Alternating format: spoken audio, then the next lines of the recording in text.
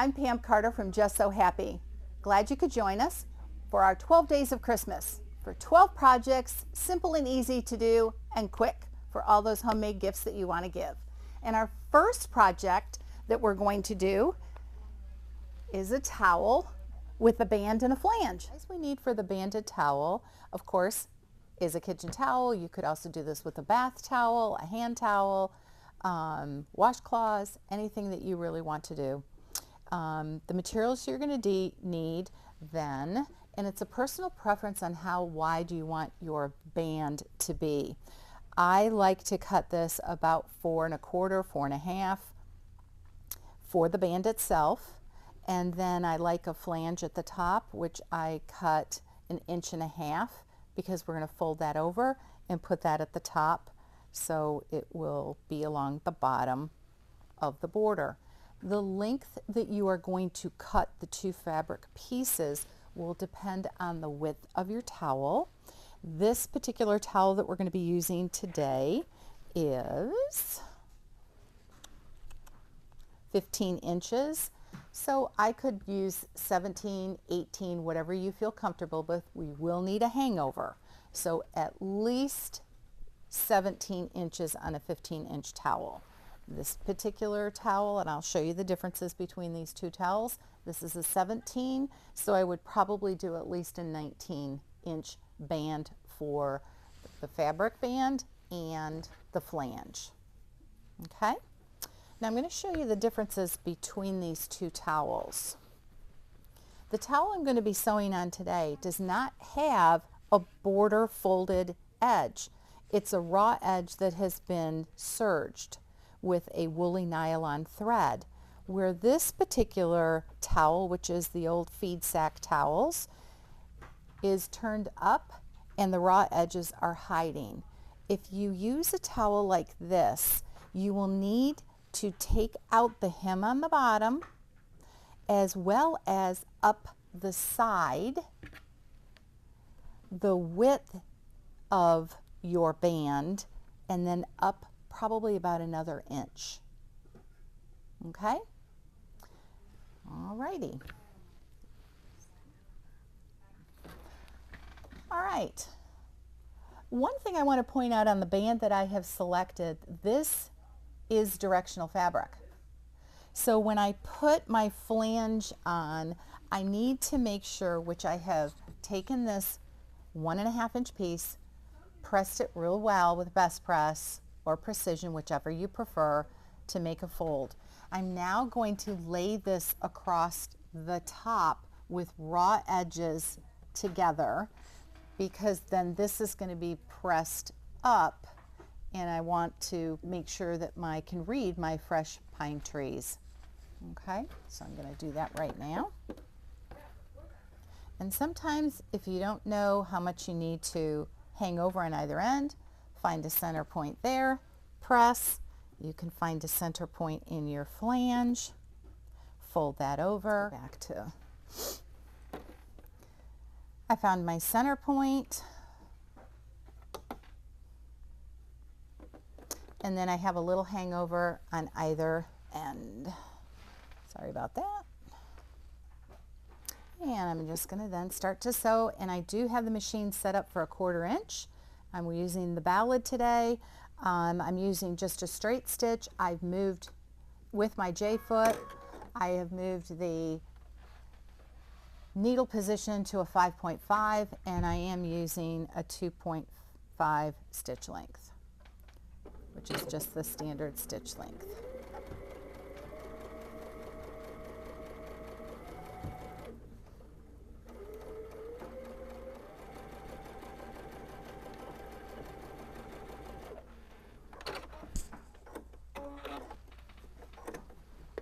Okay, so that is like that.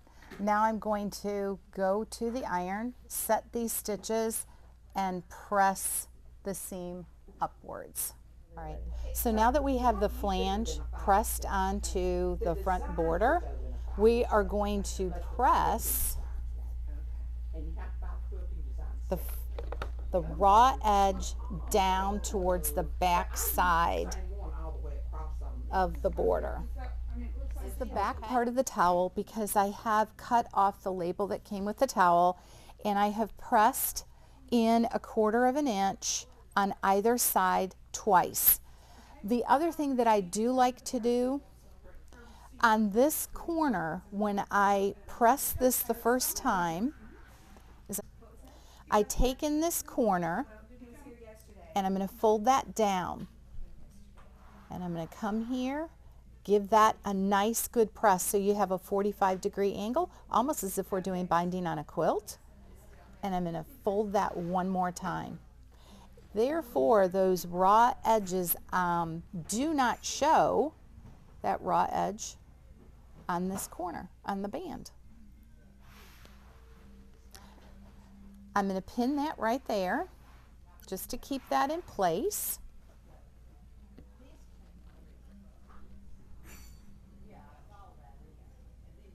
All right. Now, this is the back part of my towel. Right side to wrong side. Everything lines up perfectly, and I'm now going to pin.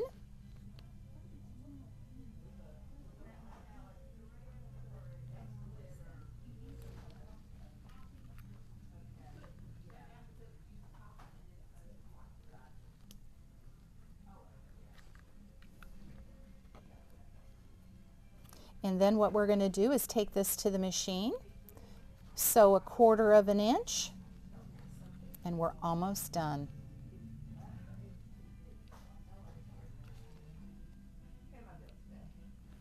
All right.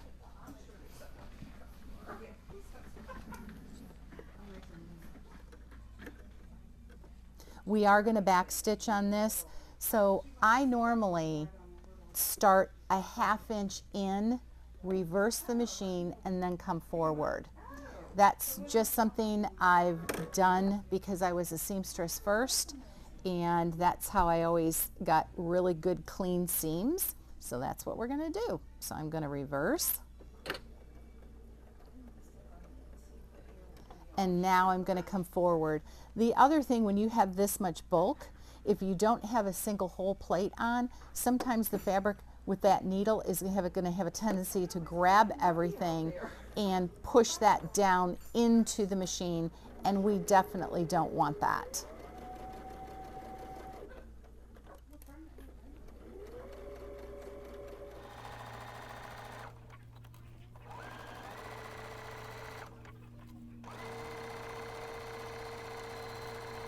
And I'm going to back stitch.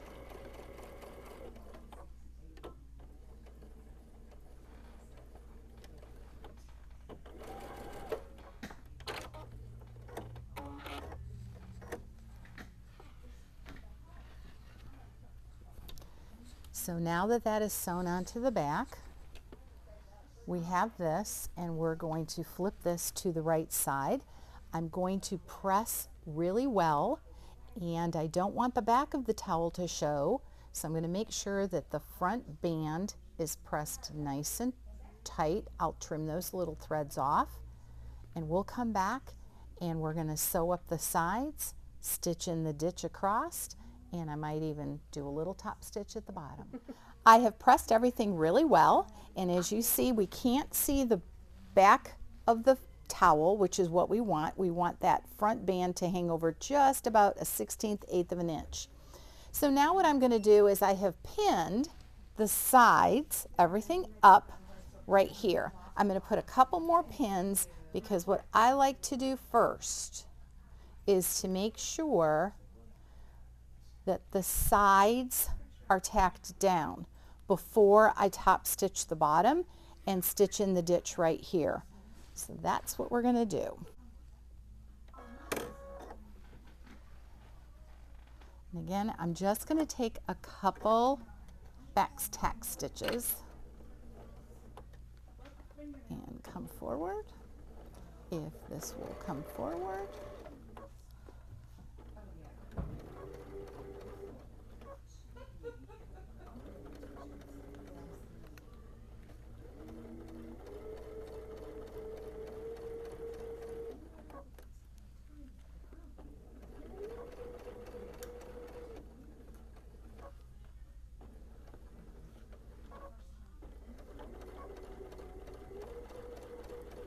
Back stitch again.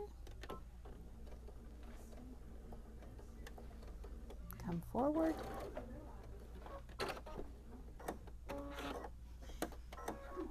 We're going to do that to the other side.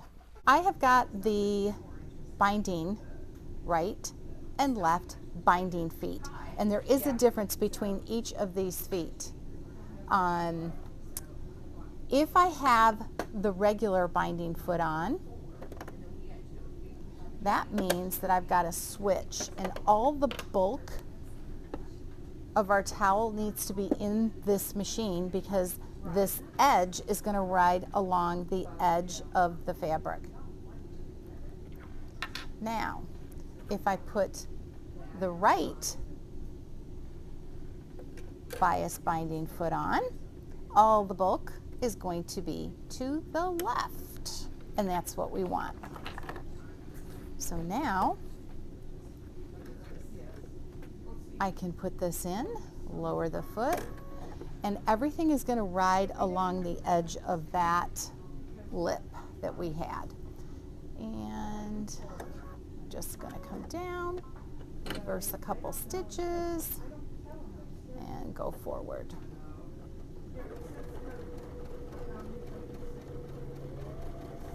So everything is riding right along the edge there.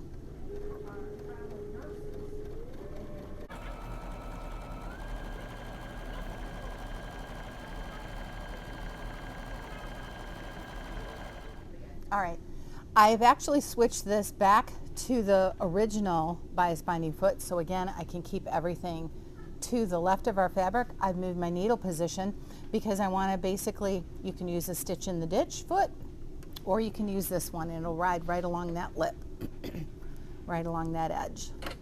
Again, I'm going to back stitch.